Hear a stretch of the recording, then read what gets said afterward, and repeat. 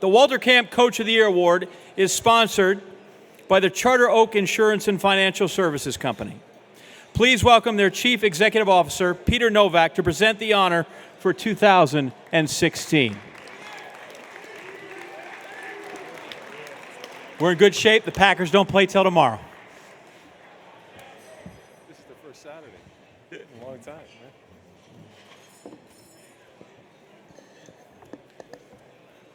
We are both very big Packer fans.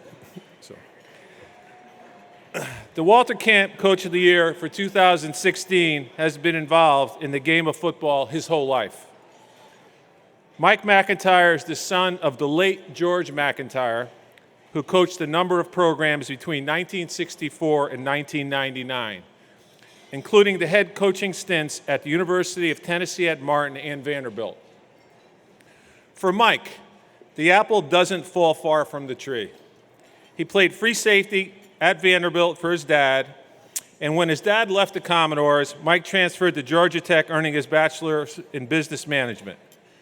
After college, he was an assistant coach at the University of Georgia, where he received a master's in sports management.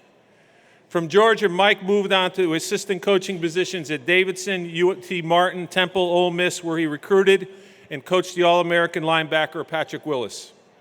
He spent 5 years in the NFL, first with the Cowboys and then with the Jets.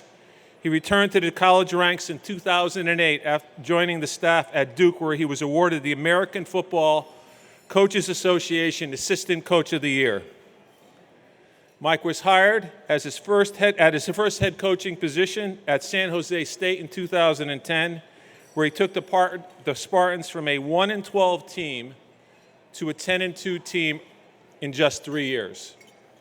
That success brought the University of Colorado calling. The Bucs hadn't had a winning record since 2005. They hired Coach MacIntyre to fix that, and indeed he delivered this past season. When the Pac-12 predictions for 2016 were released early this year, the Buffaloes were not given much of a chance to do anything. In Coach MacIntyre's previous 3 seasons, they had a combined 2-25 conference record, finishing last in the Pac-12 South in each of those seasons. Funny thing, though, 4 years at his tenure at Colorado, Coach believed his team would be poised for a breakout year.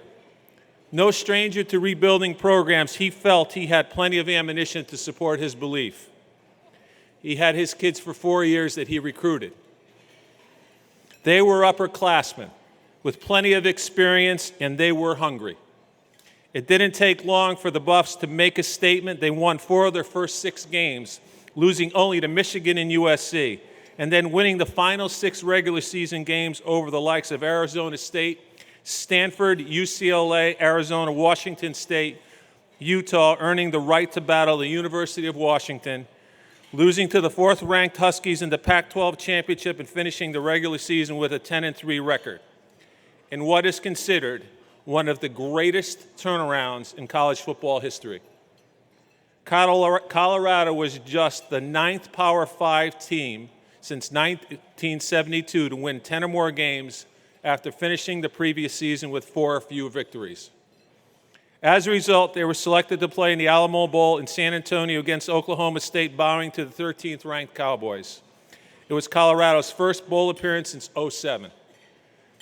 As his former boss at Duke, 2013 Walter Camp Coach of the Year, Dave Cutflett, recently wrote to us, "Coach MacIntyre coaches just as he played, smart, relentless, and with a passion that exceeds what most people can ever feel for the game of football." I hope his wife Tricia has enough room on the wall for the many Coach of the Year honors he's won this year. From the Pac-12 to Home Depot to CBS to AP to Football Writers, the Dodd Trophy, and of course, the best for last. It is my privilege to present the 2013 Walter Camp Coach of the Year Award to Coach Mike MacIntyre. Thank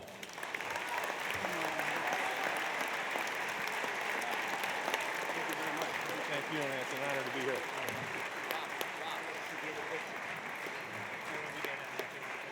Here, Rob.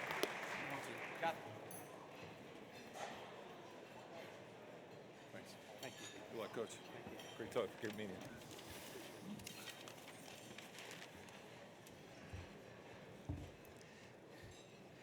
It's very unique tonight. It really relates to our Colorado Buffalo football team these past 4 years, culminating in a phenomenal year this year. The University of Colorado has a great history, a history that our young men walk by a national championship trophy every day. They walk by many All-American trophies and accolades.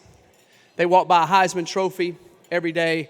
And when you're in the town of Boulder, and as you run into people, when we got there, all they talked about is, why can't we be like the past? You know, Coach, can you just let us stay through halftime as fans? And so we recruited a bunch of young men, and there was a lot of young men that were there that bought into where we were going to be in the future. So the things that I would tell them all the time, I said, now embrace the past. Because when you're at the University of Colorado and all you hear about is the past, sometimes it can suffocate you as a young man when you're 18 years old, 19 years old, 20, 21. And you're always wanting to try to, you get tired of hearing about it sometimes. So our goal was to embrace the past. And we loved all the former players that came back. We have open arms for them. And it was amazing how each former player would come back and say, hey guys, we've already done our time. We would love to see your legacy start. And so one of our mottos that we talked about is embrace the past and make your own legacy. This is your time. And being here at the Walter Camp is the same way. These young men behind me, you know, they hear the same things at a lot of their schools. They hear the same things about a lot of players, and they embrace the past. But they had to step out in fortitude and work ethic and character and make their own legacy. And carry that high and proud. I'm so honored to be here on the part of our football players, our young men that have battled so hard, our coaching staff. You know, one of the very unique things in today's football is it's transfer at the drop of a hat. You really see it in basketball too. But the young men on our program, we had the biggest junior-senior class they've had, one of the top 2 in the history of the school. We had the highest APR, the highest GPA, and we also had the biggest turnaround in the history of the Pac-12 conference of 101 years. And I think all of that,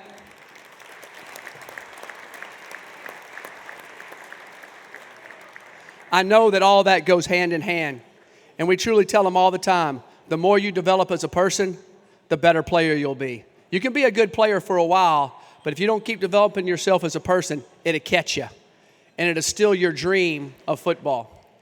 So thank you very much. My wife is here, Tricia. We've been married 27 years. She's put up with me that long. And